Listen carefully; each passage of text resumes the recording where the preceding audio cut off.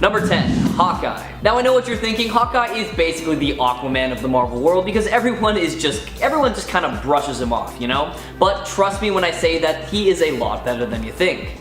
Although Clint Barton doesn't actually possess any superpowers, he has always been a major asset to the Avengers or whatever team he's on, honestly. Clint is a master archer, specializing in any type of bow imaginable thanks to years of training, and he's capable of firing multiple arrows at a single target in a few seconds, hitting multiple targets in just a few quick strokes, and directly hit small targets in the greatest of distances. Not only that, but he is in peak physical condition for a human, has extraordinary eyesight, is an expert acrobat, and a master at many martial arts. As a part of multiple iterations of the Avengers, S.H.I.E.L.D., the Thunderbolts, and so many more, Clint has helped take down some of the biggest and baddest enemies in the Marvel Universe despite being a fairly average dude. There's so much more to this character that meets the eye, and I truly feel like he doesn't get all the credit that he's due, so check out his story for yourself, starting with his first appearance in 1964's Tales of Suspense, number 57. Number 9. Catherine Pryde. Catherine Kitty Pryde was leading the normal life of an extremely gifted 13-year-old girl in Deerfield, Illinois, when she began suffering increasingly intense headaches. Little did she know that the headaches were actually a result of Kitty's mutant powers emerging, which is the ability to pass through solid matter.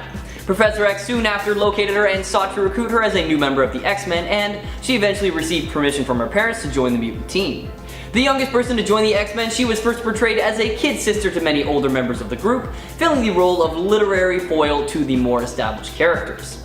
She occasionally used the codenames Sprite and Ariel, cycling through several uniforms until settling for her trademark black and gold costume. Thanks to her training with the X-Men, she was able to further develop her powers to make them even more useful, as she is now able to use her phasing ability to phase alongside other people, phasing the entire X-Men team once. She can also camouflage herself, and after having her potential released by the Black Vortex, she was resistant to telepathic effects. Despite this immense power, she is low on this list today because she is unable to breathe while phasing, and in order to phase through an object, she has to know it's coming, which has been exploited many times. Take a look at her powers for yourself, starting with her first appearance in 1980's X-Men number 129. Number 8. Nightcrawler. The son of Mystique and the demon Azazel, Kurt Wagner was never legally adopted by anyone, but was raised within the circus. He grew up in Max Getman's circus, and his two closest friends were his quote-unquote adopted brother and sister, Stefan and Jermaine Zardos. Kurt and Stefan forged a true friendship as they grew older, and Stefan knew that his magical heritage might lure him to evil one day, so Stefan had Kurt promise him a blood oath that if he ever killed without reason, Kurt would kill him as well. Long before his teleportation power emerged, Wagner had tremendous natural agility, and by adolescence he had become the circus's star acrobatic and aerial artist. He also possesses superhuman agility, the ability to teleport, and adhesive hands and feet. His physical mutations include indigo-colored velvety fur, which allows him to become nearly invisible in shadows, two-toed feet, and three-fingered hands. Also yellowed eyes, pointed ears, and a prehensile tail. He is also immortal due to him sacrificing his soul, which means there are no natural means of killing him anymore. In Nightcrawler's earlier comic book appearances, he's depicted as being a happy-go-lucky practical joker and teaser, and a fan of swashbuckling fiction. Nightcrawler is also a Catholic, and while that's not really emphasized as much as in his earlier comic book appearances, in later depictions Nightcrawler is more vocal about his faith. As a member of the X-Men and founding member of Excalibur, we have seen Nightcrawler use his abilities in unique and clever ways to battle Spider-Man, the Punisher, Jigsaw, Cutthroat, and so many more. Take a look at Kurt for yourself, starting with 1975's giant-sized X-Men number 1. Number 7. Jubilee. Born and raised in Beverly Hills, California, Jubilation Lee lived a pretty great life, honestly. Attended an exclusive school, and was believed to have potential to go to the Olympics for gymnastics. After one terrible night though, Lee lost both her parents and all of the family money, leaving her all alone. She was sent to an orphanage not long after, but ran away and hid in a Hollywood shopping mall, stealing food as much as she could to survive. Jubilee first discovered her mutant power to generate blinding and explosive energy fireworks while running away from mall security. The stress of running away from the security guards caused her to emit a large light energy blast while in a back alley, while completely disorienting the man and creating an opening for her to escape. Upon learning about her mutant ability to create fireworks, Jubilee realized she could earn money by using her powers to entertain customers and visitors in the mall, and that's exactly what she did for a while. Now after the Reavers took over the X-Men base and captured Wolverine, Jubilee helped free him and escape, and the two quickly formed a familial bond through a father-daughter type relationship, and this was pretty much her introduction as a member of the X-Men. Now obviously there is a lot more to her story, but I will let you figure out exactly what that is for yourself. Now I briefly mentioned her powers before, but to go into a little bit more detail, Jubilee is capable of luminous-kinetic explosive light blasting, which she has dubbed fireworks, and these can be used in many forms and for offensive or defensive purposes, such as hitting someone dead on or just blinding an enemy to escape. Check out her skills for yourself in her first appearance in 1989's Uncanny X-Men number 244. Number 6. Wonder Man. One of the Avengers' more troubled team members, Simon Williams. Simon inherited his father's company, Williams Innovations, and ended up running it into the ground with the help of competition from Stark Industries. He was later then arrested for embezzling funds from the company, giving him a bitter hatred for Iron Man that was then leveraged by the supervillain Baron Zemo in a plan against the Avengers. After being given powers by Zemo, however, Simon betrays him and chooses to fight alongside the team he once fought against, the Avengers. The exact nature of his powers isn't always clear, but regardless, this energy gives his body a massive power up beyond the capability of normal humans, one of the powers being, of course, super strength. Wonder Man's strength is said to be on par with Thor and possibly even Sentry. I mean, he was literally able to knock Thor out once with a single punch, and this is a result of experiments by Zemo. Wonder Man is also imbued with ionic energy, giving him super stamina, speed, and agility, and also flight and superhuman reflexes, as well as making him pretty much indestructible. Wonder Man can also absorb various forms of energy, including antimatter, and is able to project powerful energy blasts at will, and can even exist as pure energy if he wishes to. Perhaps the biggest quirk of his abilities, however, is that he doesn't actually require any food, water, or oxygen to survive, thanks to his vast reserves of energy. Check him out for yourself in his first appearance in 1964's Avengers, number 9. Number 5. Sersi. A member of the Eternals, Sersi easily ranks as one of the group's most overpowered members, and, in my opinion, is one of the most underrated characters in the Marvel Universe in terms of ability. Like many other members of the Eternals, she is tens of thousands of years old, meaning she has seen quite a bit in her time. She officially joins the Earth's mightiest heroes in Avengers number 314, partially due to her desire to protect humanity, but mostly because of her fondness for Captain America. Possessing the strength, speed, stamina, and combat skills and invulnerability you'd expect from the Eternals, it's said that the only way to actually kill Sersi for good is to scatter her atoms about. Also similar to her fellow Eternals, her ability to fire cosmic blasts from her hands. Sersi is somewhat unique amongst her peers due to her strong telekinetic abilities. What cements Sersi as one of Marvel's most powerful heroes, however, is her incredible transmutation ability, allowing her to reshape matter at a molecular level. She is considered a 5th level adept at transmutation, which is also the highest possible level, and she has used her power to turn a deviant to rubber, give the Avengers gills, and even disintegrate air itself. It also seems that she can create sentient life, bringing stone statues to life and turning inanimate objects into various animals and creatures at will. Check out her immense power for yourself, starting with her first appearance in 1976's Eternals, number 3. Number 4. Gilgamesh. Often referred to as the Forgotten One, Gilgamesh's heroic exploits have become so legendary over the millennia that he's often referred to as heroes of myth, like Hercules and Gilgamesh, which explains why he just goes by Gilgamesh. He is one of, if not the strongest member of the hidden group of superpowered beings known as the Eternals, an ancient race of genetically altered humans created by the Celestials. Alongside his teammates, he helps shield humanity from the vicious deviants, though Gilgamesh seems to have a very soft spot for just protecting the people of Earth. He joined the Avengers in a time where their membership was at an all-time low, and although his time with them was pretty short-lived, he was an absolutely vital member of the team. While all Eternals are born with an inherent set of superhuman abilities such as super strength, Gilgamesh's strength far exceeds that of his counterparts, making him one of the most physically powerful characters in all of Marvel, with strength comparable to that of Hercules, Thor, and other godlike beings. As a result of countless millennia of training, Gilgamesh is also an extremely skilled hand-to-hand combat fighter, which, coupled with his imperviousness to damage, makes him one of Marvel's most dangerous characters. As is the case with most other Eternals, Gilgamesh can also emit deadly beams of light, heat, and physical force from his hands and eyes, and can manipulate matter to a limited degree. Give his story a read for yourself, starting with 1977's Eternals, number 13. Number 3. Squirrel Girl. Born to Dorian and Maureen Green, Dorian Green suffered a modification in her genes for unknown reasons that granted her squirrel-like abilities, which manifested predominantly in the form of a prehensile tail. When her parents consulted with a doctor, it was determined that Dorian wasn't actually a mutant, even though it was just kind of assumed that she was. At the age of 10, she discovered that she could communicate with squirrels, and that's how she met Monkey Joe, who encouraged her to use her powers and abilities for good. Her full arsenal of powers is kind of like Spider-Man's if you think about it, but with squirrel attributes as opposed to, Spidey powers. She has super strength, superhuman jaw strength, a regenerative healing factor, and of course her 3-foot prehensile tail that she can basically use as an extra limb. The best thing about Squirrel Girl though, in my opinion, and honestly everyone else's that I've talked to, is that she is so immensely kind and friendly, which somehow makes her more powerful. At one point, Doreen hijacked an Iron Man suit to head outside the stratosphere and face off against Galactus, and in true Squirrel Girl fashion, she is able to instead convince Galactus into letting her find a tasty alternative to consuming the planet Earth like a Thin Mint, getting him to admit that all the people in skyscrapers would just, I don't know, hurt his mouth. She befriended the Planet Devourer, and that is absolutely nuts. In addition to Galactus, she has also quote-unquote defeated Kraven the Hunter and Doctor Doom, something that not every hero can say. Check out Doreen for yourself in her first appearance in 1991's Marvel Superheroes Volume 2. Number 2, The Sentry. Robert Reynolds, aka Sentry, aka Marvel's dark answer to Superman. He's a superhero with a ton of powers, but he is constantly at war with the dark force within called the Void. So basically, when a middle-aged Bob remembers he was once the superhero of the century, he returns to his heroic life. When he finds out the Void, his archenemy, is returning to Earth. However, most of Earth's population has no memory of him. It's later revealed that the Void is a second personality within him, and that both personas have been erased to protect himself and the world.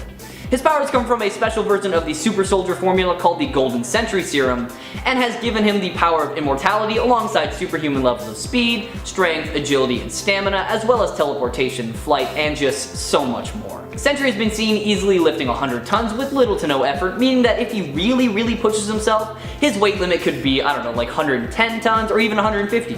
Honestly, who knows, this is just speculation, but when you take into consideration all the additional powers that Sentry has, we think being in the top 5 of Marvel's strongest heroes is a fair ranking. Throughout the Marvel Universe, Sentry has been seen as a member of the New Avengers, the Mighty Avengers, the Dark Avengers, and even the Horsemen of Death, and every time he has been a vital member to the group.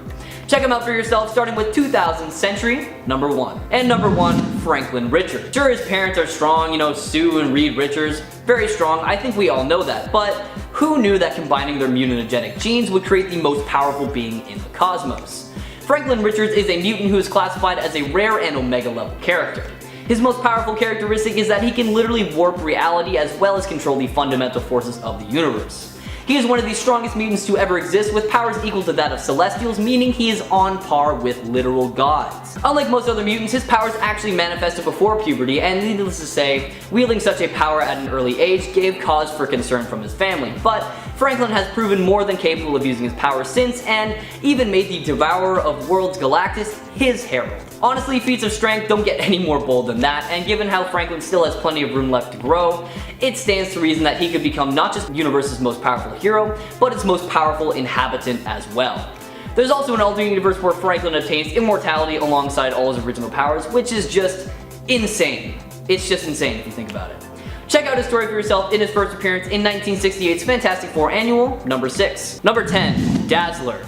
Starting off our list today, we have Allison Blair, a mutant who dreamed of becoming a singer one day, but unfortunately, her dad wasn't too on board with that. She manifested her powers one day while performing at a junior high dance, blinding everyone in sight minus herself. If you're not familiar with this character, then you're probably a little confused, so let me explain. Allison possesses some pretty cool abilities known as sound conversion and light projection. Sound conversion allows her to absorb the sounds around her and either release them back out in a big energy blast, or use them for a makeshift echolocation that has proved to be pretty effective if I do say so myself. And then light projection allows her to control the energy levels of the outer electron shells of her body in such a way that causes the release of photons. And by doing this, she can blind her opponents, shoot lasers, photon blasts, create holograms, and so much more. Now, aside from these two powers, she also seems to be basically immortal because she has this mysterious resurrection factor that prevents her from dying by any normal means. Check out her story for yourself, starting with her first appearance in 1980's X-Men number 130. Number 9, Starbrand.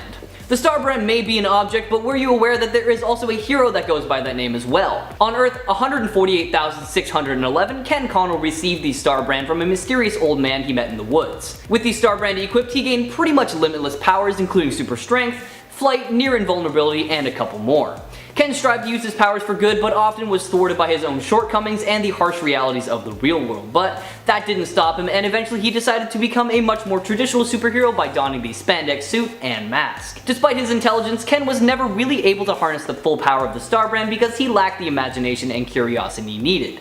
However, that didn't stop him from causing some serious damage. Literally. After learning the supposed origins of the Star Brand, he killed hundreds of people at a comic book convention and unintentionally destroyed all of Pittsburgh, leading him to believe that he might be better off without his powers, and I think we all kind of agree. Give his story a read for yourself, starting with his first appearance in 1986's Star Brand, number 1. Number 8, Namor. The first Marvel character to have a history that spawns over 70 years of publication, Namor Mackenzie, aka the Submariner, is certainly a strong and resourceful character in the Marvel Universe. Thanks to his unique genetic makeup being a human/Atlantean/mutant hybrid, he possesses a pretty crazy arsenal of powers, including super strength, speed, stamina, and durability, flight, healing, and hydrokinesis. Namor is stronger and tougher than most any human or Atlantean. He can go toe-to-toe with some of the strongest beings on Earth and come out unscathed, especially when underwater or covered in water, which increases his strength by extreme degrees. Namor has telepathic abilities from his Atlantean heritage that allows him to communicate and command not only sea life, but also fellow Atlantean soldiers, if need be. Namor also has a much longer lifespan than a human and shows very little signs of aging despite being born many decades ago. We've seen Namor as a member of the X-Men Red Team, the Defenders of the Deep, the Invaders, the Avengers, the Fantastic Four, and that's not even half of the team that he's been on. Like I said, he's been around for a very long time. Now, if you're not familiar with this character, then you are truly missing out, so check him out in his first appearance in 1939's Motion Picture Funnies Weekly, number 1. Number 7, Spectrum. Monica Rambeau gained her powers one day while working for the New Orleans Harbor Police when she was exposed to and bombarded by extra-dimensional energy. Now classified as an alpha-level threat, she uses her newfound energy form to create energy blasts, alter her appearance, fly, and just a whole lot more. Given the name Captain Marvel by the media, she became friends with many superpowered folks early on and actually served as an Avenger for a period of time. Becoming its leader at one point, however, she was forced to step down from the group after many injuries. Out of respect for Genus Vell, the son of the original Captain Marvel, she changed her name to Photon so that he could take up the mantle and carry on his father's legacy. Fast forward a little bit past her time with the Mighty Avengers, we see Monica, now known as Spectrum, join the newly formed Ultimates. However, after the second superhuman civil war, the team was disbanded by the government because of the way they dealt with conflict. They did later reassemble to investigate Eternity at the request of Galactus, and eventually the team was combined into Alpha Flight and they were working to keep people safe to this day. If you want to know more about Monica's origin story, check her out in her first appearance in 1982's Amazing Spider-Man Annual number 16. Number 6, Legion. David Haller, son of Charles Xavier, who Charles actually didn't know about until he founded the New Mutants. Born a mutant, David developed his powers after his home was invaded and his stepfather was killed right in front of him. He woke the latent psionic powers within himself and incinerated the brains of the assassins. However, there was a major drawback to this power. David formed a telepathic bond with his victims, experiencing their emotions and thoughts as they died, and this traumatized him and still seems to affect him to this day. Interestingly enough, David is capable of creating new mutations and powers all the time, and in order to cope with that immense power, he creates new personalities/personas to govern them. Some of the most well-known being personality number 5, the Legion, personality 3, Jack Wayne, personality 4, Cindy, and of course personality 2, Jamel Karami, who attempted to restructure David's psyche into his own image. Now you're probably thinking he's a little low on this list considering he has at least 200 plus powers at his disposal, and you would be absolutely right. But he is slightly below average in just about everything else, and also the fact that his dissociative personality disorder hindered him greatly. Check him out for yourself in his first appearance in 1985's New Mutants number 26, and let me know if you agree with the placement on this list today in the comments below. Number 5. Clayton Cortez was a Marine who was sold off to Dr. Alba, the head of the Weapon X Batch 8 division, focused on creating some Hulk-Wolverine hybrids. Alba left more of Cortez's brain in with the intention to better train him and discipline him, and from there Weapon H was born. As a newly created mutant/gamma mutate cyborg, he has the DNA of Wolverine, the Hulk, and a multitude of other superpowered beings grafted to him. Not to mention his bones have been bonded with adamantium. He possesses the ability to change back and forth between his human and Hulk form, and he has retractable bone claws, projectile claws, and even extendable bone claws as well. Basically, Cortez is an advanced Wolverine with the powers of the Hulk. We've seen him easily take down the Hulk, the Wendigo, and a few more of our other favorite heroes and villains. According to Dr. Alba herself, it is said that Weapon H could easily kill every living being on Earth, and seriously, I believe her. Check him out for yourself, starting with 2017's Totally Awesome Hulk, number 21. Number 4, Sync. Everett Thomas was a mutant from Missouri possessing an ability known as synchronicity. This ability allows him to quote-unquote be in sync with the other superhumans in his immediate vicinity, and thanks to this he is able to gain and use whatever powers they have. This is all done through the aura that he emits, as it is what absorbs the energy around him. After the Phalanx crisis, Everett and the other youths were all relocated to the Massachusetts Academy, where they were trained to use their powers, received a formal education, and acted as the new generation of X-Men known as Generation X. He was briefly turned into a parasitic mutant by the team's arch-nemesis Emplet, who wanted to destroy Sync's happy family life. Under Emplet's influence, Sync menaced his family and friends until M, who he had difficulty syncing with, was able to defeat him. Skip ahead a bit and we see Sync find a bomb, and there were human students nearby. Everett synced with the nearest mutant, Monet. However, Monet was too far away, so he only received a portion of her powers, which happened to be her super strength. Using all of his might, he threw the human kids out the window, saving them from the explosion, but sadly, he was not able to save himself, dying to save his human peers. He does come back though, so don't worry.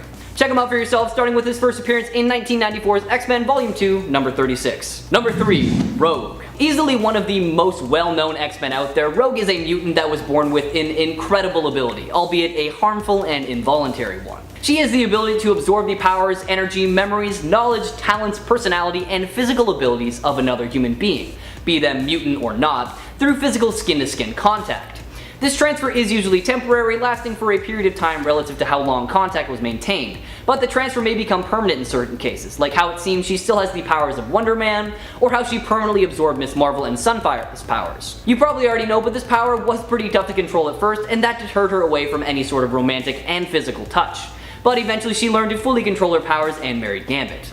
Funnily enough, despite being known as a member of the X-Men, she was initially raised as a villain by Mystique and the Brotherhood of Evil, but she eventually reformed and turned to the X-Men. Throughout her publication, she has taken on the likes of the Dazzler, Miss Marvel, Captain America, Thor, Nimrod, and Emplet, and the fact that she's still around to tell the tale just speaks volumes about her power. Check her out, starting with her first appearance in 1981's Avengers Annual, number 10. Number 2. Jack of Hearts. Real name Jonathan Hart, aka Jack Hart. The Jack of Hearts is the son of the scientist Philip Hart and an alien from the Contraxian race. However, he was unaware that his mother was an alien for most of his life. When Hart was a teenager, his father was murdered right in front of him, and in an attempt to hide from the killers, he was covered in a powerful chemical known as the Zero Fluid, and this mutated his body and gave him the powers he has today. From that point on, he was able to create powerful beams of energy from his body, and by further harnessing and honing his skills, he is able to fly. Not to mention, he also has super strength, stamina, and durability, and an accelerated healing factor. In an attempt to control his powers, Jack of Hearts built a containment suit that resembled the Jack of Hearts playing card. The lack of control became a very recurring theme with Jack of Hearts, including his stint in the Avengers where he had to spend 14 hours a day in a containment room to prevent self-destruction. When his powers became uncontrollable, he chose to finally leave Earth, exploding in space without harming any innocent bystanders. He does eventually return though in Avengers Disassembled and in the Marvel Zombie miniseries, so don't worry too much. Give his story a read for yourself, starting with 1976's Deadly Hands of Kung Fu, number 22. And number 1, Blue Marvel. Adam Brashear, aka Blue Marvel, was known as a child prodigy from a very early age, and has PhDs in electrical engineering and theoretical physics. After serving his time in the Korean War, Adam joined and led a project attempting to harness antimatter by creating a negative reactor. But there was an unexpected explosion, and both he and Connor Sims were exposed to radiation. Sims wasn't too lucky and his whole body disassembled, but Adam was able to become a stable antimatter reactor and develop some pretty sweet powers. As Blue Marvel, he possesses super strength, can manipulate antimatter into energy blast, can fly, is pretty much invulnerable, and is pretty much immortal as well, as he ages much slower than normal humans. As a part of the Mighty Avengers, both the 1970s version and the one led by Luke Cage, and the Ultimates, we have seen Blue Marvel go up against the likes of the Deathwalkers, King Hyperion, and one time he even flew directly through Shumagorath's head. He has also been seen to withstand the blast of a hydrogen and nuclear bomb, and able to withstand blows from Captain Marvel, so yeah, he deserves the top spot today. Check him out for yourself, starting with 2009's Adam, Legend of the Blue Marvel, number 1. Coming in at number 10, we have Taskmaster. Let's kick off the list with a villain who is pretty well known and is actually going to be the main villain in the next upcoming Black Widow movie. At face value, sure, Taskmaster is pretty strong, but I wouldn't put him in the ranks of strongest of all time. After all, he can still be killed by conventional means, unlike Galactus or Thanos. But what makes Taskmaster so powerful is his ability to train others.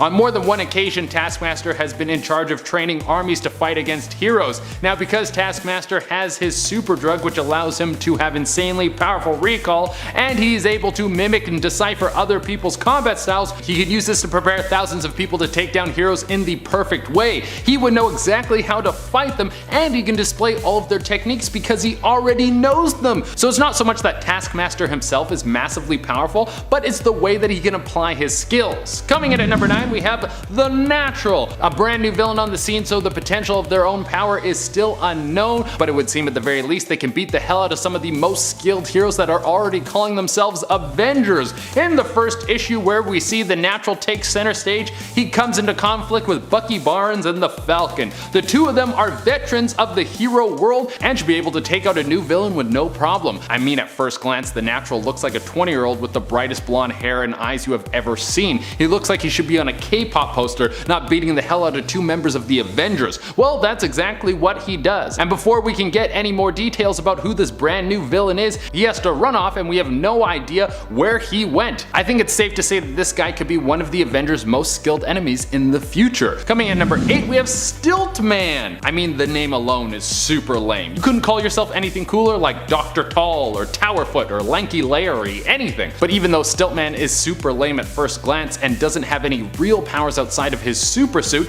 he is actually quite strong. When you go through the list of heroes that he has gone toe to toe with and actually created a lot of issues for, he actually starts to look like a little bit of a big shot. Mind you, he's not going to be ripping down reality anytime soon, but he might just kick Wolverine in the head so hard he gets a concussion for like 30 seconds. Coming in at number 7 we have Bessie the Hell Cow. I mean, we have to throw Bessie on here just because your average comic fan would have never heard of her. It definitely caught me off guard. How do you make a cow that is so powerful it constantly comes back from the dead and has been a villainous threat for nearly 300 years? Well, you have Dracula bite the cow and drain the blood out of it. Then the cow dies, then the cow comes back to life as a vampire cow and goes on the loose trying to murder anyone that gets in its way. And this cow has all the regular tropes that vampires have, so you better believe that she's going to be drinking blood all the time. Also, she has the ability to move her soul into another cow's body if she gets killed, so in a way she is immortal. And what if she can move her soul into another creature's body, like something even more powerful? Coming in at number 6 we have the Hulk. Wait, why is Hulk on this list? He's a hero and we all know how strong he is. Well, I threw him on the list because even though his strength is known, his changes to the side of villainy are probably not as well renowned. There is an entire comic run, Planet Hulk, where the Hulk is banished from Earth and was supposed to live out his days on a desolate planet, but then he ends up becoming the king of a faraway world and then returns to Earth to lay waste to all the Avengers, and holy moly does he do a number on them. And there have been several times when the Hulk has turned his back on his pals because of one of his famous mood swings, or even became their enemy at a crucial moment where they needed him to be clear-headed. In the end, Hulk is only a hero for as long as his patience lasts, which is usually pretty long but can shift at any moment. Bruce Banner. We might as well follow one half with the other. Now, even though Hulk is way stronger than Banner, Dr. Banner is way more unexpected of a villain. I mean, he's been a certified hero right up until Jason Aaron had his run with him on the Hulk. This was where the Hulk had Dr. Doom separate him from Banner for good. Now you think this would be better for the both of them, but turns out Banner goes insane without the Hulk floating around in his head, and Banner as a villain is pretty powerful. He starts a Dr. Moreau Island making a bunch of Hulk animal hybrids. An army of Hulk creatures is enough to make any member of the Avengers sweat, and on top of all this, he's one of the smartest people on planet Earth. So even though it hasn't happened a lot, when Banner goes bad, everyone should be shook. Coming in at number 4 we have Mojo. I don't know if Mojo is more unexpected or forgotten, but I think he slides perfectly into this spot on the list. Mojo is basically what happens when you give a CEO supreme cosmic power without any laws. Mojo is the ruler of his world and basically runs everything like a TV executive, creating more and more outlandish ways to create entertainment for his people without a shred of morality. But Mojo has been able to capture some of the strongest heroes and force them to compete in battles of strength, so he can keep his ratings at an all-time high. Coming in at number 3 we have Venom. Once again, another villain who packs a punch but usually operates in the realm of manageability. Like if Venom is on the loose, you don't call in the Avengers A-Team. You send in the East Coast Avengers to deal with them and then you call it a day. But here's the thing, symbiotes can sometimes get stronger over time and their strength is very much attached to the person they bond to. For instance, there was one occasion where Venom combined with Red Hulk and Ghost Rider to make one of the most incredible comic book fantasies I could ever dream dream of. So for his day-to-day endeavors, Venom is a cool villain with an amazing backstory and a decent power level, but when you get into some of the all-time most powerful things that he has ever done, he is pretty amazing. Coming into the number 2 spot, we have Juggernaut. The first YouTube video I ever watched was a dubbed episode of X-Men, and I still remember it. It highlighted the Juggernaut in the best way, but even though we know the Juggernaut is strong as hell, he's not the strongest in the universe kind of strong. He's able to take on some of the stronger Marvel heroes like Thor, but he can also be bested by the likes of Spider-Man. But here's the thing, the Juggernaut's power level tends to fluctuate a lot. He gets his juice from the Crimson Gem of Sidorak, which is basically powered by a god from another dimension. On one occasion, Kane Marco, aka the Juggernaut, was able to tap into the full potential of this gem and became a being so powerful he could crack through realities with a punch. He was also 100 feet tall, so as you can imagine, he was quite the tough villain to take down. In fact, if he never lost touch with the true strength of that gem, he might have been supreme overlord of all the Marvel universe. And coming out of the number 1 spot, we have Absorbing Man. At face value, Absorbing Man is a brute who can suck in some metal and punch dudes in the face. It's a very simple skill, but here's the thing about Absorbing Man, his powers are actually magical, so that means he can absorb things that work outside of the realm of reality. He is able to absorb energy from magical weapons, and he's also been able to absorb Ultron. Wait, what?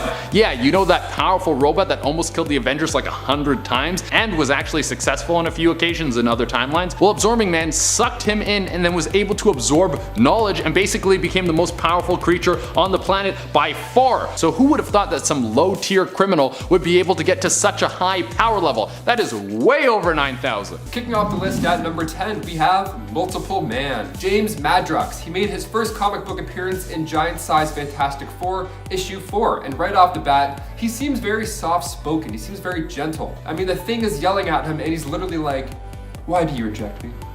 Why?" Like, he's so almost poetic in a way. And then when the Thing goes to clobber him, bam, there's multiple more men. Now, he wasn't used very much in the X-Men, but he spent most of his days with X-Factor. But this guy is underrated. His powers may seem kind of weak compared to somebody like Jean Grey, but these duplicates can each make a duplicate. Let me try something. I'm Mr. Meeseeks. Look at me.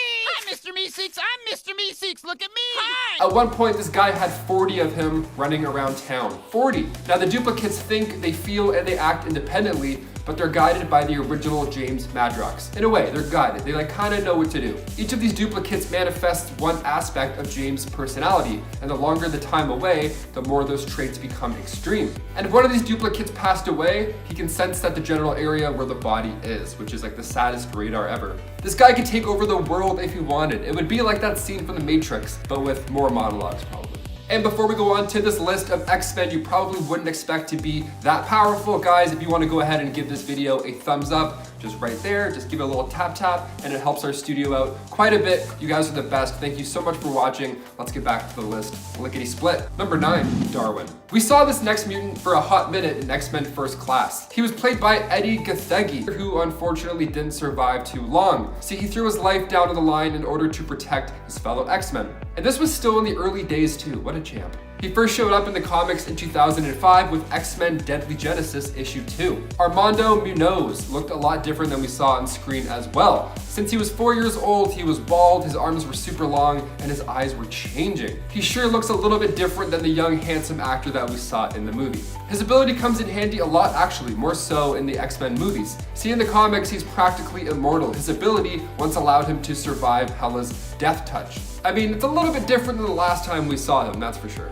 Number 8, Caliban. An albino mutant and former member of the Morlocks, Caliban made his first comic book appearance in Uncanny X-Men 148. So he has the ability to track down any mutant. He actually sacrifices himself in the movie Logan, where Stephen Merchant played him. He was also in X-Men Apocalypse for a bit too, played by a different actor. He was played by Tomas Lamarcus. He was originally an ally to the X-Men, but once he became a tracker for Apocalypse in X-Factor issue 24, titled The Fall of the Mutants. So he's pretty powerful, and he's done a lot of cool stuff too. He may seem like a gentle, lanky, pale man, but when Caliban is stressed out in the comics, he gains 2 additional powers. super strength, and fear absorption. So if you put him in a corner, he'll be able to absorb the psionic energy in your fear and use it to power himself up even more. Number 7, Glob Herman, aka Robert Herman, although Glob is much more fun to say. He made his debut in New X-Men issue 117, and he grew up with a father who despised mutants, so already he's off to a pretty rocky start. So when Glob mutated, his father was just not on board, so his mother drove Glob out to Westchester and just left him for Professor X. Like you leave a baby at a fire station, it's just like, yep, here you go, your problem now. This mutation was interesting. So his skin was this transparent living wax, which he's able to maintain being on fire, which is pretty amazing off the bat. You can light him on fire and he's good to go. That's amazing. He runs with the New Mutants now, and although his name is silly and he's literally a glob, he can also possess powers of super strength and super speed, despite how he may look. So he can get hit by these massive bombs like it's nothing, then he can fight whoever launched that bomb with ease. The X-Men literally once used him as a heat shield once. They strapped Glob to the front of their ship, and it didn't seem pleasant for a man Glob, but he was good. He didn't die or anything. He had to rest for a bit. Number 6, Toad. When you think of the name Toad in relation to a superhero, you're gonna picture something pretty silly in your head. And Mortimer Toneby isn't that far off from what you'd think. He made his first appearance in Uncanny X-Men issue 4. So he hops around, which seems silly, but his legs are so strong that he can leg press 3 tons. And it's not just his legs that are strong, his upper half possesses superhuman strength as well. His arms can lift about 1 ton. He also has flexible bone structure, regenerative healing factor, infrared vision, and the best part, his 30-foot long tongue can also act as a whip. And it can secrete venom that can give him mind control over your body, and his saliva is acid as well. Number 5, Wither. Making his first appearance in New Mutants Volume 2, Issue 3, Kevin Ford grew up thinking that he was cursed, or he was the most unlucky person ever, one or the two. See, his mutant powers started manifesting, and then he noticed it first in his plants, and then he noticed it in his clothes, and then he noticed it in people. So what would happen is his plants would wither. They would wither and they would die. And then his clothes were starting to decay as well. So once his father figures out this mutation, he tries to calm him down, but coming into contact with him, obviously the inevitable happens. He sees the world in this lifeless or decaying way now. See, it's part of this mutation. He can disintegrate all forms of organic matter just by one touch. Whatever he touches withers, so now we get his name. It turns into dust within seconds, whatever it is. Now this seems boring, I guess. When you think of it in like a cinematic battle, it's not too exciting. But this guy can take out an entire elite squad just by touching them. I mean, realistically, just send him in always. No one's gonna expect it. All you have to do is get him to fist bump everybody and then bam, just like that. No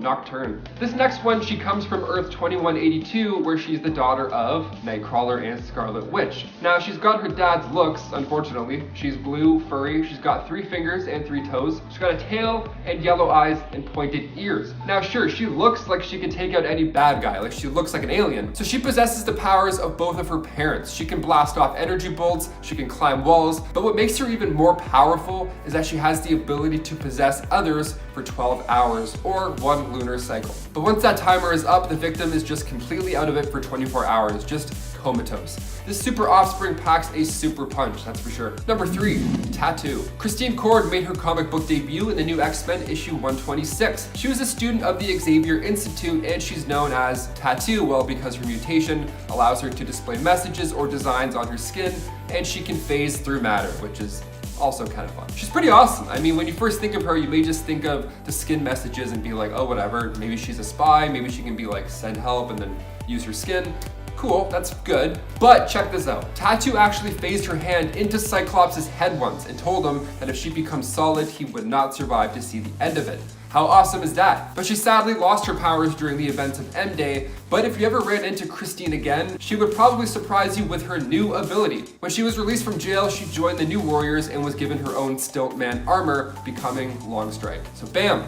2 in 1. Talk about underrated. Number 2, Banshee. The Screaming Banshee. Okay, he made his first appearance in X-Men issue 28. Sean Cassidy was born as the heir to the castle and estate of Cassidy Keep, Ireland. Now, Professor Xavier asked him to join the X-Men at the same time as Thunderbird, and they both stayed as members of the new X-Men. Now, he went on to train the new generation of X-Men and Generation X, but he sadly lost his life during Deadly Genesis when he was trying to stop Blackbird from crashing when it was taken over. So when you think of an X-Men who screams so loud he can hurt people, whistle, it's impressive on its own, sure, but his screams are actually stronger than we really think. His screams can actually break through an inch of steel. And with these wings that Professor X developed for him, he's able to harness his power and use his screams as energy to help him fly. So he can do so much more with his voice as well. He can tighten the sound waves around himself to make a sonic shield, and he can influence your subconscious by changing the tones and vibrations of his voice. He can literally change your mind. How awesome is that? What do you mean you want a divorce?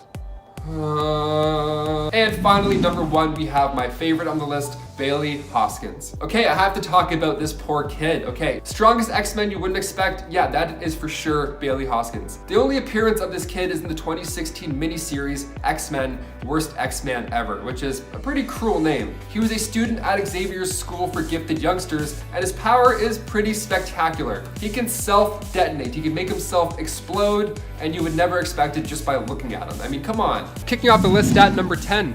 M. Monet St. Croix made her first appearance in Generation X issue 1 as Penance, and by the time issue 40 rolled around, she was introduced as Monet. She was the second child of Ambassador Cartier St. Croix, who was a wealthy former president of numerous corporations. Now, although she had an older brother and 2 young twin sisters, her father still favored her. Now, her brother Marius had mutant abilities, and when they manifested, he became evil. Sadly, he actually took out his mother and was kicked out of the family, and then he asked Monet to join him, traveling through other dimensions, gaining power. She was like, nope, I'm good, thanks. So she rejected him, and Marius trapped her in this form of a mute creature with diamond-hard red skin. And he fed on her powers. What a not nice guy. It's awful. So Claudia and Nicole, her sisters, the twins, they joined forces. Like, literally. They merged into a new version of Monet. And it was all pretty much the same. Personality, appearance, and powers. M is a telepathic genius, and of course, super strength and super speed sure does help her get the job done. Before we continue on with this list, guys, if you want to go ahead and give us a thumbs up, that would be great. It does help our channel quite a bit.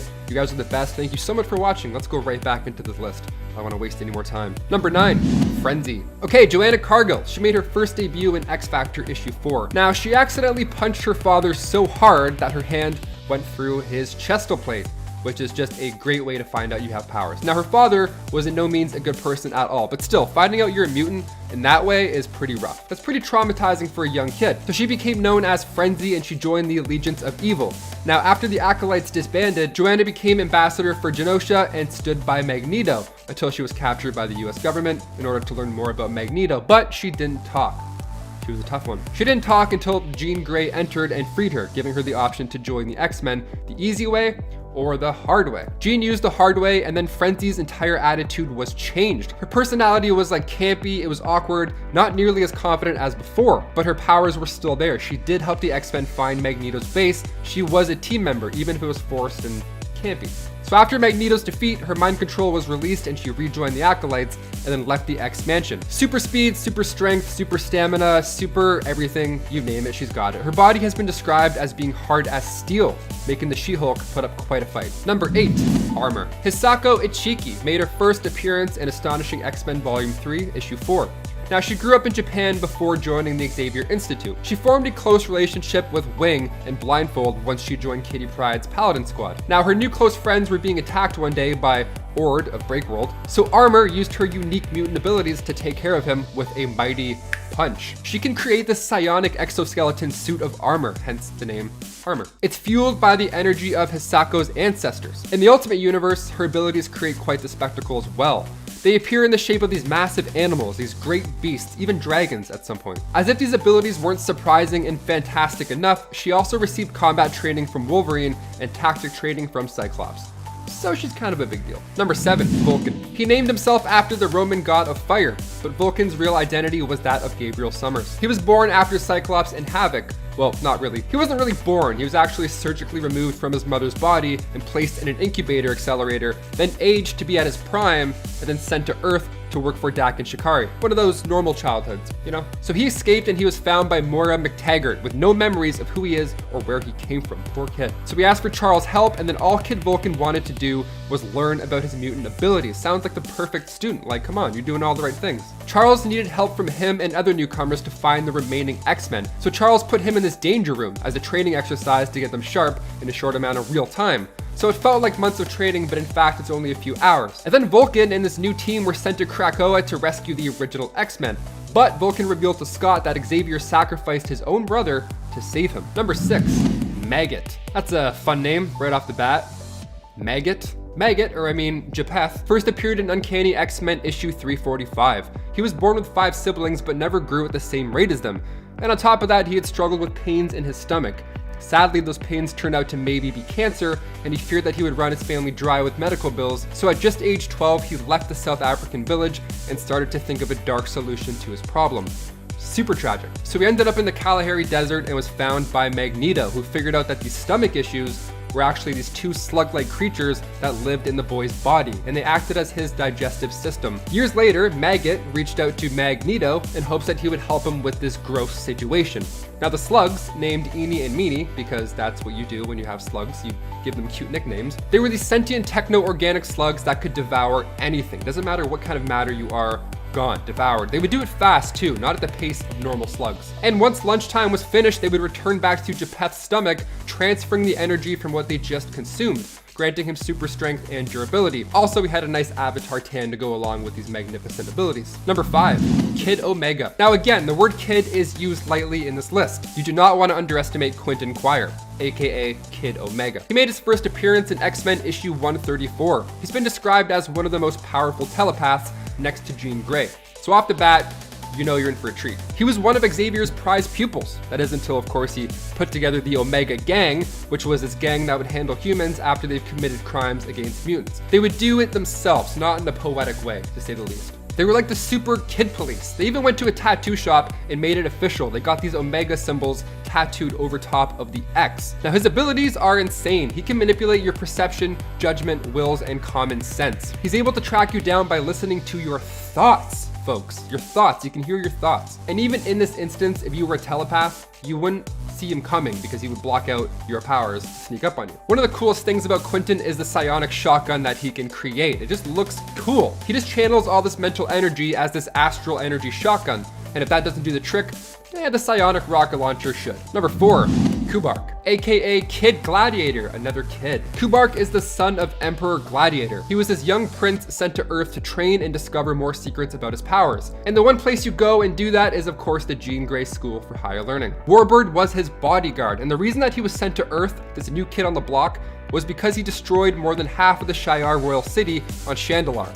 Just for fun, you know? In Wolverine and the X-Men, he arrives and starts giving orders to other students, like to bring him snacks, the whole thing. And he wanted these students to call him their new Imperial Overlord. He's jam-packed with superpowers though. He can possess the ability to fly, and his eyes are pretty interesting, not just to look at. He has microscopic vision and can blast heat beams through those peepers. And with an incredible lung capacity, he can take in large amounts of air and blast it out, creating these hurricane-like winds. And if that doesn't work, he can use his breath to freeze you dead in your tracks. Number 3, Lifeguard, aka Heather Cameron. Lifeguard is such a cool character. Okay, let's talk about her. She's super unique. She made her first debut in Extreme X-Men issue 6. And judging by her name, yes, she of course started off as a lifeguard and also as a surfer. Her mutant ability is that of a lifeguard. Literally, her powers allow her to manifest whatever is needed to save the life of somebody near her. If you're allergic to peanuts, bam, EpiPen, stab, we're good. She's like the super medic of the X-Men. She's awesome. After the events of M-Day, Heather was one of the lucky to retain her abilities. She's almost a combination of Darwin and Mystique. Now, I talked about Darwin in part 1 of this list, so if you want a little bit of catching up to do, you know where to find that. Number 2, Zeitgeist. Axel Clooney. He was seen in Deadpool 2, and he made his first comic book appearance in X-Force issue 116. His ability, let's just talk about it. He can spit acid, like a lot of acid. So much acid. It can eat through any substance, and I think what makes this character even more wild is when he himself discovered these powers for the first time. Oh boy, okay. He was at the beach hanging out, he met this lovely woman, they clicked, it was romantic, they were nice, they were kissing on the beach, and then all of a sudden, this happens. A lot of acid puke, a lot of puke, real nasty stuff. Ugh. But this guy is super powerful, like he can take on so many mutants. I mean, it's gross, but if only he didn't spew it out of his mouth, maybe he had fingers that could do the acid shooting, he would be less of a gag. Pun intended. And finally, coming in at number 1, Jubilee. Making her first appearance in Uncanny X-Men issue 244, Jubilee, aka Jubilation Lee, first discovered her mutant power of generating these dazzling sparkles from her hands. She was always seen as this little sister type character from the start, but she packs a powerful, pretty punch. She was discovered by Dazzler, Cyclops, Rogue, and Storm during a rescue at the mall, and when she followed the women back through a portal, she ended up at the X-Men's temporary base in the Australian outback. Jubilee and Wolverine ended up becoming a good pair, working missions together, and they were a fun duo. Now her powers grew to a whole new level when a vampire ended up infecting the area of Union Square. This happens in Curse of the Mutants, and Jubilee, being caught in the path of this infection, ended up becoming a vampire. It was a pretty big deal. Even before the vampire stuff, this is a highly underrated character. Kicking off the list at number 10, Wasp. Sometimes size matters. I mean, the Incredible Hulk can eat a car and then squish another car and toss it across San Francisco. That's awesome. But sometimes size doesn't necessarily matter. Janet Van Dyne may be small, but just like Ant-Man, she packs a mean punch. She made her first debut back in Tales to Astonish issue 44, and in the early 60s, she became a founding member of the Avengers, after her soon-to-be husband, Hank Pym, genetically altered her and gave her the ability to shrink down using Pym particles. She was also given biosynthetic wings implanted in her back to help her fly around while she fires bioelectric energy stings at bad guys. Donning the nickname the Wasp, she became Ant-Man's partner, and fans are excited that the release date being announced last week, we now get Ant-Man's third movie, Ant-Man and the Wasp: Quantumania, and it hits theaters February 2022. So in the MCU, Janet is finally an Avenger post-Endgame, and in Avengers issue 1,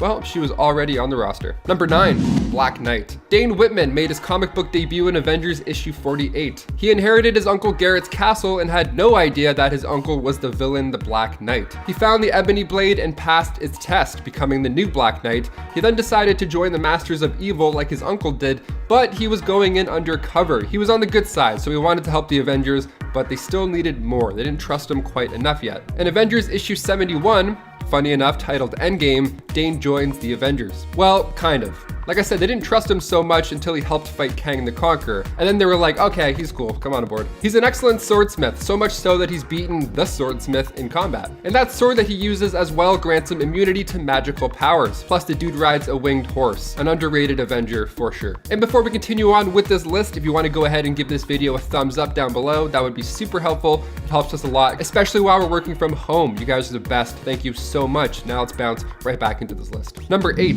Avenger X. Cressida made her debut in Avengers Volume 7, Issue 2. When the Avengers got help from the X-Men to track down the Stranger, Professor X helped by using Cerebro to direct them to northern Thailand, where they rescued a local woman named Cressida from the cosmic being. Now, she had this ability that could amplify the Avengers. They all got super jacked up, and even Cap said that he felt stronger. He felt like he could take on a full army. He's jumping higher, throwing 10 times harder. It's wild. When Scarlet Witch asked how she did that, she says she doesn't really know, but she feels sorry doing it. But the downside of her powers were kept hush-hush from Wanda. See, in order to empower them, she had to drain the life of everybody else in the village. And in the next issue, she was deemed an Avenger. She was given the tour, the whole thing. Welcome aboard. But meanwhile, while this is going on, at Sunshine Nursing Home, the same thing was happening to those who got the life drained from the village. Powerful team member, but maybe a little bit too dark. Number 7, Squirrel Girl. On to something a little bit more bright, let's go on to Doreen Green. She made her comic book debut in Marvel Superheroes Volume 2, Issue 8, back in the early 90s. She was born with these fantastic squirrel-like abilities, tail included. She learned she could communicate with squirrels at just age 10. Now, this sounds like a fairy tale so far, but don't let the tail fool you. She packs an incredible punch. For example, in an early comic, she took on Dr. Doom. In Marvel Superheroes Issue 8, she bumps into Stark, gives him a run for his money in order to prove how powerful she is, and then she shows Tony her power. She jumps, she hops, she climbs all around.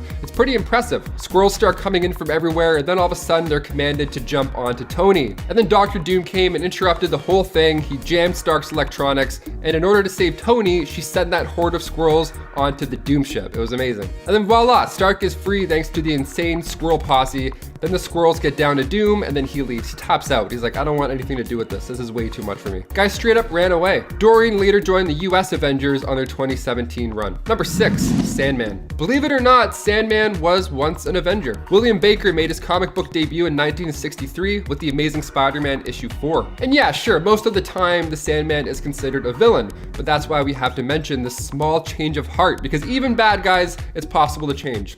It happens. He bumped into the Thing, a similar looking looking guy, you know, being big and beige and big and all. So they had a little chat about life and how to use your abilities maybe for the greater good. So we started to help Spider-Man a bit here and there, and then in Avengers issue 329, Captain America announced a new Avengers team, and on that roster was Sandman. He was one of the 7 reserve members. He of course didn't last long because, well, he was a reserve member for one, and coming from the villain side already, I'm sure he wasn't too committed. How great would that have been if the good guys had a sand dude? Wouldn't that be great?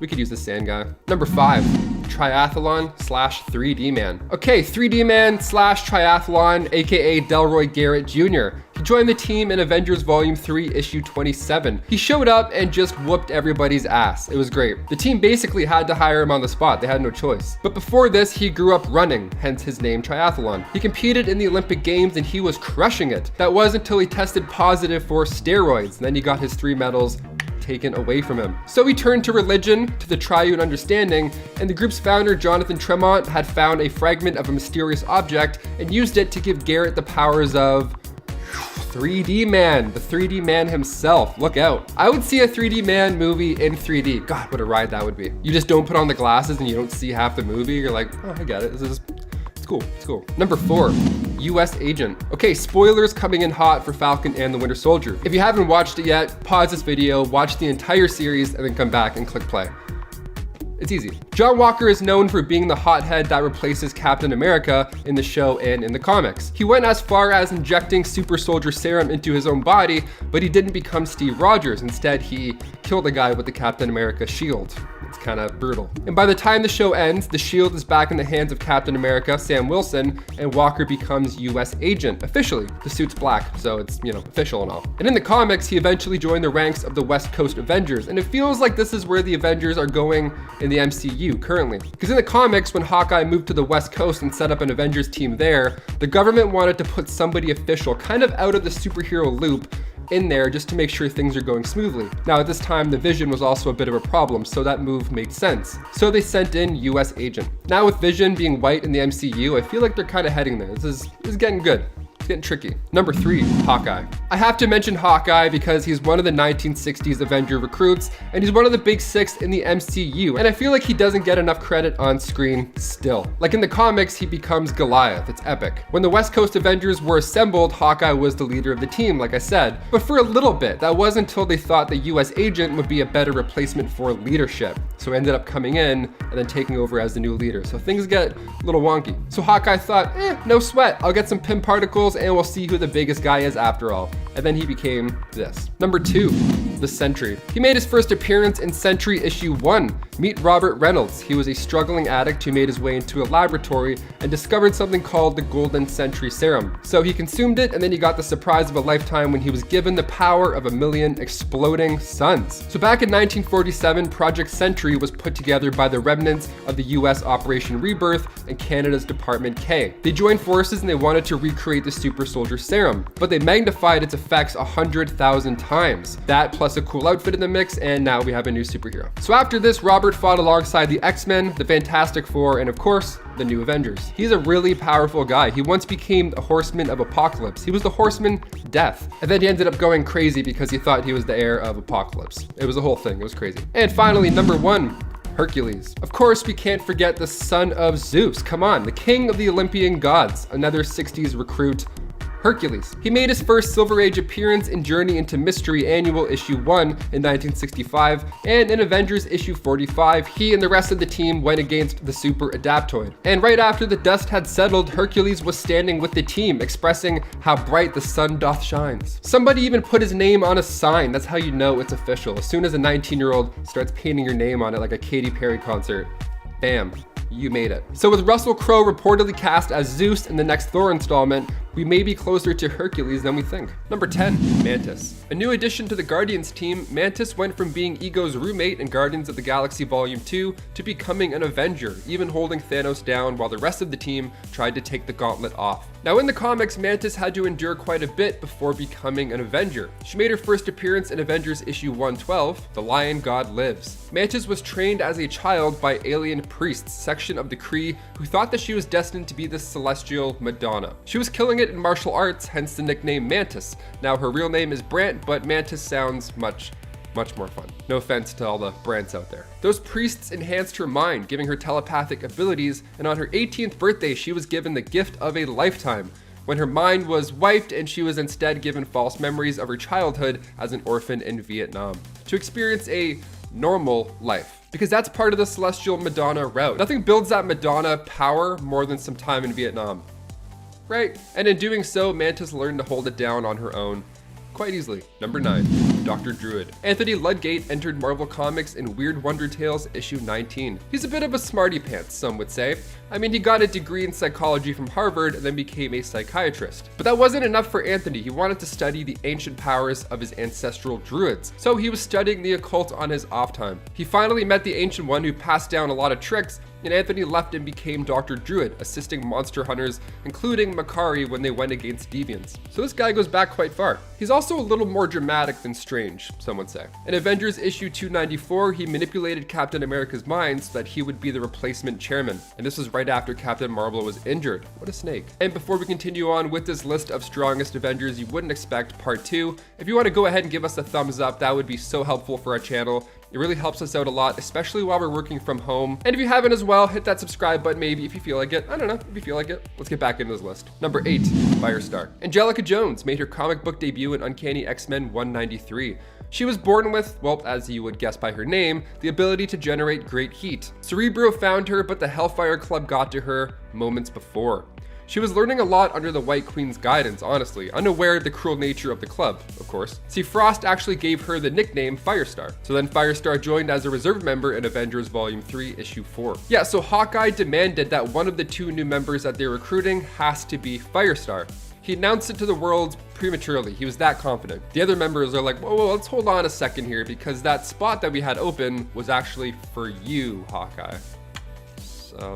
But they settled on reserve member. That's fine, that's good enough. Now cut to issue 7, the former X-Men member became a full Avengers member. Firestar was also amongst the lucky 198 mutants to have kept their abilities after the Scarlet Witch decimated the mutant population. Number 7, Wizard. This dude was only an Avenger for 4 years in the comics, but he's funky enough to mention. I feel like we don't talk about Wizard enough. Robert Frank Sr. made his first appearance in USA Comics 1, and after a run-in with a Cobra, he was bitten and his father had to use mongoose blood to try and save him the old-fashioned way, where he sucks the poison out. Some wives' tale, and it surely worked, but his father had a heart attack during this do-it-yourself transfusion and bit the bullet. Robert, on the other hand, was blessed with super speed after this, and then he became the Wizard.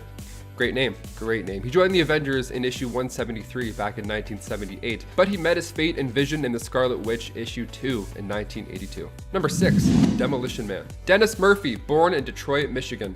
He looked up to superheroes quite a bit, as do most of us. He was actually great at football, but he wasn't great enough to be recruited professionally. Sad times. But then that's when the power broker comes in to strike up a bargain. Super strength ought to help you with those home games, right, Dennis? Let's do it. Well, what happened was he got so strong that if he did decide to play football with these humans, he would probably break through them. His name is Demolition Man. Nobody would expect this guy to be an Avenger because he wasn't even the best football player. That's like what Peter Parker says. He's like, I couldn't do stuff then, so I can't do stuff now. You know? He joined the Avengers in Captain America issue 349. He helped Battlestar and US Agent free Captain America, and when US Agent and Flag Smasher started to get a little distracted, D-Man himself finished the mission properly. Number 5, Lightning. Living Lightning, here we go. It's hard to imagine that a man made of lightning would ever not get the spotlight, but that's what happens when you share the pages with this team. Lightning, aka Miguel Santos, first came into comics as a villain, actually, but he joined the West Coast Avengers in issue 74. Now, his father, cut to way before, his father was part of this group called the Legion of Living Lightning, or LOL, as some would say. And when they tried to gain control of the Hulk, which is a terrible idea, his father was killed in action. Again, terrible idea, don't fight the Hulk. So Miguel wanted to learn more of his father in the Legion, so he broke into the Legion's headquarters, and while he was snooping around, one of the machines turned on, and he turned into a living energy. Now, he almost joined the Great Lakes Avengers at one point, but only because he thought GLA meant Gay Lesbian Alliance. I don't think Great Lakes are as exciting, but you never know. We have one over here, it's Lake Ontario. It's way too cold and smelly. No. I would much rather Gay Lesbian Alliances. The team had the worst luck when it came to recruits. Let's just say that. Number 4, Stingray. Walter Newell made his comic book debut in Tales to Astonish issue 95. Now his life began as an oceanographer and an engineer, and once he created And once he created a suit built for deep sea exploration, a cool nickname was bound to come afterwards. Stingray, there it is, that's a cool nickname. He was ordered to bring in Namor to investigate the disappearance of water from our oceans. He ended up working with Namor numerous times, Water Bros for life. And then he joined the team as a reserve member in the Avengers issue 319. Funny enough, in the Armor Wars storyline, Iron Man wanted to recover all these suits that had Stark tech in it. So he comes in, knocks out Stingray, and then after attaching the Negator pack, nothing happened. So the suit was indeed not stolen. You know, it's always nice when you knock someone out for no reason. I'd love to see him make an appearance in the Armor Wars Disney show, but I think we need a lot of other stuff first before we even look at Stingray. Although he is cool. Number 3, Jack of Hearts. Jonathan Hart, son of Philip Hart, a brilliant scientist who developed a liquid called Zero Fluid, and his mother was actually part of the Contraxian race. Now, the alien woman was also a scientist sent to discover this energy source to help their dying Contraxian son. Now, the alien lady heard about Philip Hart's experiments, so they met, got married, and then out came Jack. And then later on, when Jack was a teenager, his father had completed the Zero Fluid, but was sadly killed by the agents of a criminal corporation who wanted the fluid for themselves to market it. Classic bad guy stuff. Give us your fluids, let's fight. So when Jack hid in his father's lab, he was covered in said Zero Fluid, and then he started to glow and change and become more powerful, becoming the Jack of Hearts. Energy was just oozing out of his body. He handled his father's killers easily after that. He then joined the Avengers in Volume 3, Issue 43. Number 2, not one, but 2 guns. He's got 2 guns, the 2-gun kid. Let's talk about him. Of course, we can't forget this rootin' tootin' Avenger. Look out, gang, here he comes. Matt Hawk joined the team in Avengers 142. This guy's fun. Now, the cover alone, let's talk about this. The Avengers versus the wild Western heroes of all. Let's go. I'm gonna read this right now. He was a Harvard-educated Boston lawyer who settled in 1870s Tombstone, Texas, after the Civil War. Like the Civil War, not Civil War, like the Civil War. You get it? I don't really have to pitch what his life was pre-Avengers. I mean, there's horses, there's shooting, there's lots of nice boots. One day he saved the life of this elderly man. He was getting picked on by a rootin' tootin' gang. But this man just happened to be legendary gunslinger Ben Dancer. It's Ben Dancer. So Ben is exactly what you'd imagine in your head. I read all of his lines in Sam Elliott's voice because, well, of course I did. Look at him. So he, of course, trained Matt, and then when the Avengers fought Kang back in that era, so once the dust had settled, literally, the dust had settled, the 2-gun kid came back to the modern era with the team. And Hawkeye had a pretty good time as well. This is when he started to dig the West Coast life. He wanted to leave the Avengers because being a bow and arrow man made more sense to be out there than Manhattan. I have to agree. And finally, number 1, we can't forget about him, the Forgotten One. Gilgamesh made his first appearance in Eternals issue 13. He was born before the Ice Age, and in 3000 BC, the Eternal became Gilgamesh, king of Uruk in Sumeria. In ancient times, he would wander the earth battling tyrants and taking down beasts. He would fight alongside Hercules, and he even took down the demon dragon Zeus. He fought for the Roman Empire as a centurion, just taking out tribes left and right, and then he joined the Avengers in issue 300. And currently, he works alongside Hercules and the gods of war. Now, I feel like we're gonna see this guy soon in the MCU. I mean, the Eternals movie, Thor, Love and Thunder, bringing in some gods. The Forgotten One, no more, I have a feeling.